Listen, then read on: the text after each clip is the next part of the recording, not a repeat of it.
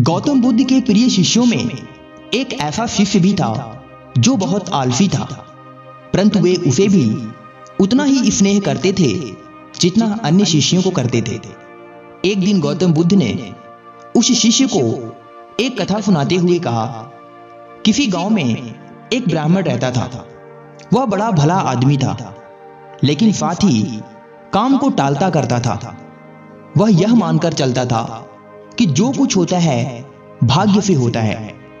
वह अपने हाथ पैर बिल्कुल भी नहीं हिलाता था। वह बहुत आलसी था। एक दिन एक साधु उसके घर आया।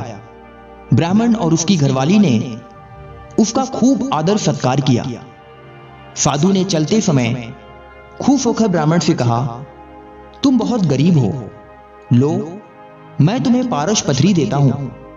7 दिन के बाद मैं फिर आऊंगा और इसे ले जाऊंगा। इस बीच तुम जितना सोना बनाना चाहते हो बना लेना और एक अमीर व्यक्ति बन जाना। ब्राह्मण ने पथरी ले ली। साधु चला गया। उसके जाने के पश्चात ब्राह्मण ने घर में लोहा खोजा। उसे बहुत थोड़ा लोहा मिला। वह उसी को सोना बनाया और बनाकर बेच आया और कुछ सामान खरीद लाया। अगले दिन स्त्री के बहुत जोर देने पर लोहा खरीदने बाजार में गया तो लोहा कुछ महंगा था। वह घर लौट आया। 2-3 दिन बाद फिर वह बाजार गया तो पता चला कि लोहा अब पहले से भी महंगा हो गया है। उसने अपने मन में सोचा, कोई बात नहीं, 1-2 दिन में भाव जरूर नीचे गिर जाएगा, तभी खरीद लूंगा। किंतु लोहा सस्ता नहीं हुआ और दिन बीतते गए। 8वें दिन साधु आया और उसने अपनी पारस पथरी मांगी। तो ब्राह्मण ने कहा, महाराज, मेरा तो सारा समय यूं ही निकल गया। मैं तो सिर्फ सोचता ही रहा कि कब लोहा सस्ता होगा और कब मैं उसको खरीदूंगा और कब मैं उसे सोना बनाऊंगा। अभी तो मैं कुछ भी सोना नहीं बना पाया। आप कृपया कर इस पथरी को कुछ दिन और मेरे पास छोड़ दीजिए। लेकिन साधु राजी नहीं हुआ।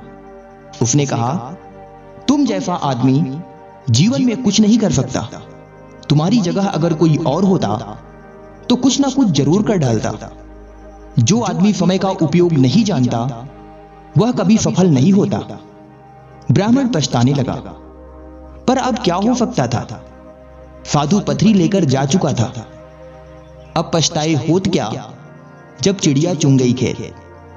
उसे अपने आलस और भाग्य पर जरूरत से ज्यादा यकीन की बहुत बड़ी कीमत चुकानी पड़ी। इसीलिए कहा जाता है कि आलस आदमी का सबसे बड़ा दुश्मन होता है। शिष्य अब बुद्ध के कहने का तात्पर्य समझ चुका था। उसने कसम खाई कि वह आज के बाद आलस को त्याग देगा। इसके पश्चात उसने कभी आलस नहीं किया।